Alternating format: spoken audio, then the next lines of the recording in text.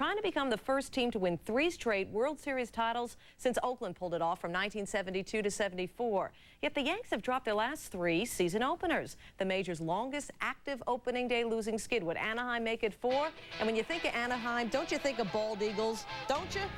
Maybe not.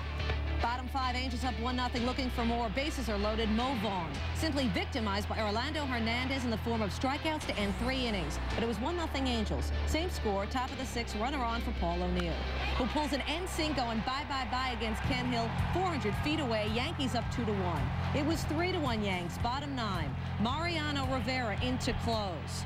But Vaughn had other ideas. The single scores Gary DiSarcina, and Rivera gives up his first run since July 18th of last year. Next batter, Tim Salmon, who homered earlier in this game, trying to do it again, but would fly out to end the game. Rivera did convert his 23rd straight save chance, and the Yankees won 3-2. Shane Spencer also homering in this game. Hernandez gets the win, 7 innings pitched, 8 hits allowed, 1 run, 4 Ks. The Yankees win a season opener as a defending World Series champ for the first time since 1963. They had lost openers in 78, 79, 97, and 99. Mike Hargrove, who spent 8.5 years managing the Indians, faced them Monday in his debut as Orioles skipper. And Grover, watch this. Cal Ripken moved 8 hits shy of 3,000 on that hit. Whatever works. Bottom 2nd, no score, though. Brady Anderson, 1 for 4 in this game, and that RBI opposite way, coming off Bartolo Colon. Dave Justice, his throw, not in time to catch Will Clark, who had a hit and 2 walks.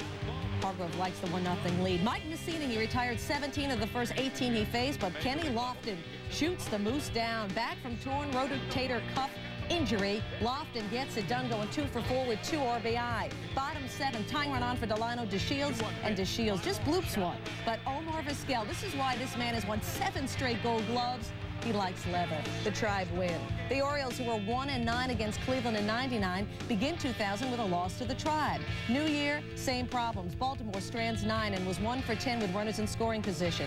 Said Hargrove on Cleveland's performance, everything I saw them do, I've seen them do for the last 8 years, so it didn't surprise me.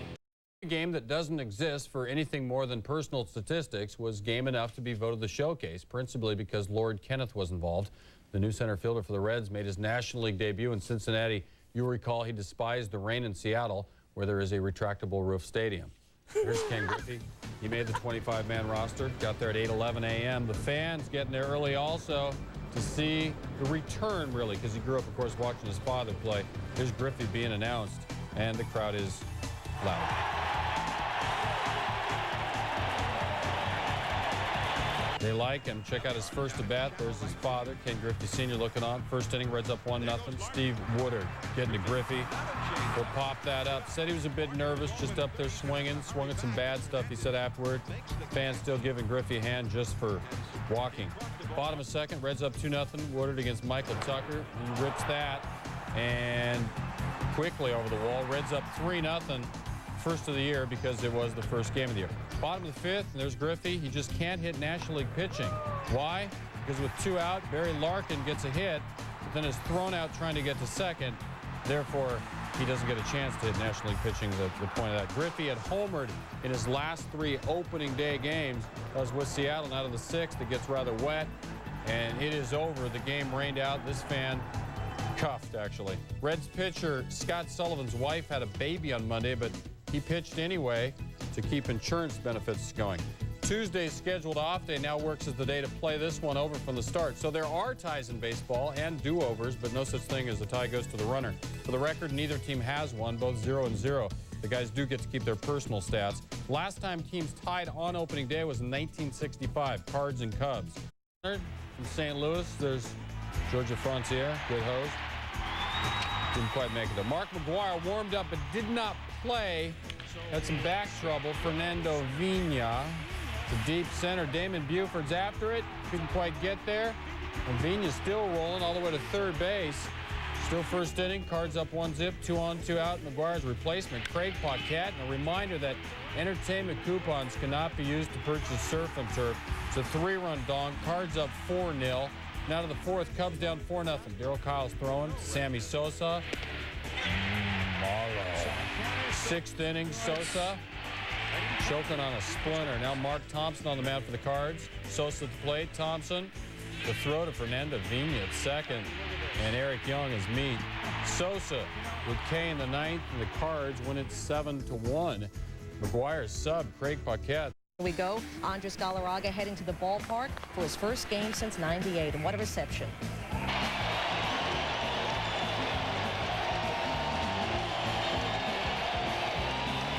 Galarraga's first at bat, Pedro Astacio says welcome back and hits him on the wrist.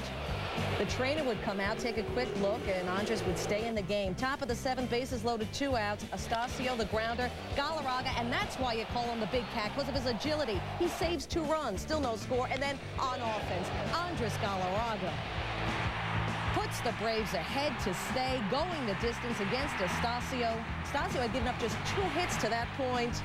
Sure, he's happy, and why not? Too bad Turner Field was an embarrassing 8,000 shy of a sellout. With John Rocker on suspension, Mike Remlinger pitched an inning and a third in relief for his 4th career save. Oh yeah, Greg Maddux. He improves to 6-0 all-time on opening day. The only pitcher since 1900 with a better opening day record, Jimmy Key. The Mets back on native soil, their home opener against the Padres.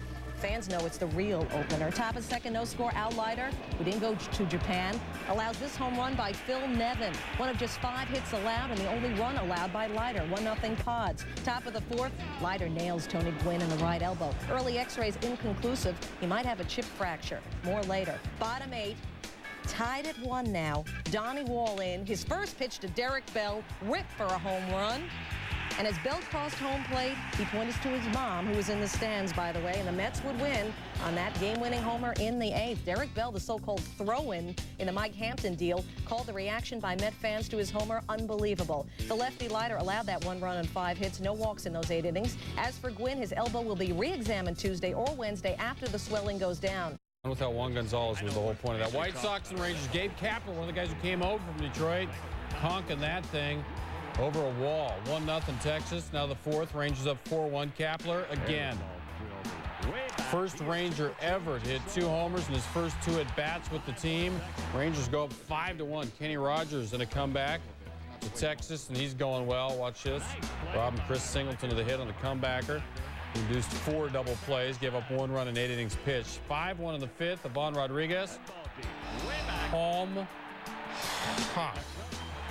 5 RBI for him, and the Rangers go on to win it 10-4. There's always that great controversy over whether you say RBI or RBIs or RSBI.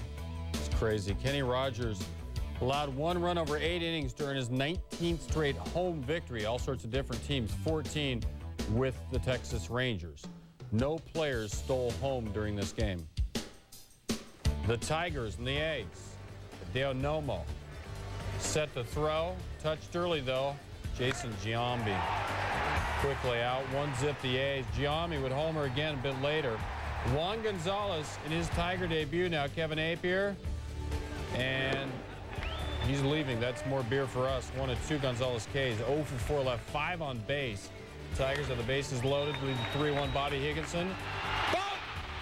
Rich Becker dropped the baseball. 3 runs come to score. Higginson winds up at 3rd. Tigers go up by a count of 6-1 and win by a count of 7-4. Dirt against his former team. Bottom of 2-0 Florida. Alex Fernandez rips that. Rich Aurelio, the diving play, and starts the 6-4-3 double play in the 4th. It's Kevin Millar, your batter. Took a while to develop. Pops that into shallow left. Marvin Bernard's after it, but won't get there. No, he does get there. Yeah, he did. 4-3 Marlins. Runners at the corners. Fernandez past Jeff Kent, who got a couple of hits and is batting .500 career on opening day games, by the way. 7th inning, Giants tying run at the plate. Luis Castillo, the diving stop. 4-6-3. And the Marlins hang on to win it by a count of 6-4. A win for Florida, but a possible loss of the team. 59,000 at Olympic Stadium. Vlad Guerrero coming through the crowd. All pumped up to the 5th. Some defensive trouble. Chris Widger, newbie. The throw gets away from Jose Vidro. Adrian Beltre coming to score. Devon White. Michael Barrett, he has problems with it. Kevin Elster will score. And then Dustin Hermanson's pitch. It's past Widger. Kevin Brown over to 3rd. Dodgers finish the 5th up 5-1. 5th inning, Vlad Guerrero over 500 hitter against Kevin Brown lifetime. And this is more evidence of how he controls him. The two-run dong. Dodgers lead cut to 5-3. Scott Strickland, Eric Karros. And there it goes. He's going to get his name in the paper because the bases were loaded. That's a grand slam. Dodgers go on to win a count of 10-4. First ever to open the game and homered again. First multi-homer game of Stewart's career. The Jays are out front 4-0. Now to the ninth, 4-2 Jays. Toronto's Billy Koch against Greg Zahn. 2 out. Runners at second and third. Zahn singles. Joe Randa coming to score. Mark Quinn is coming too. Mondesi the throw. Not there in time. Ties the game at 4. Batista. Home run. Tony Batista, second homer of the game. And the Jays win it 5-4. So 2 guys go out twice. The Royals single-run loss. Continuation from last year. They lost 32 one-run games, the most since the 37 Browns. Devil Rays and Twins. There's other Twins start of the season. Brad Radke serving up a big plate of meat to Gerald Williams out of here. He went 3 for 3, almost had another homer. 1-zip the Devil Rays, and they got more, a bunch more. Won the game 7-0. In fact, the man holding down Fred McGriff because he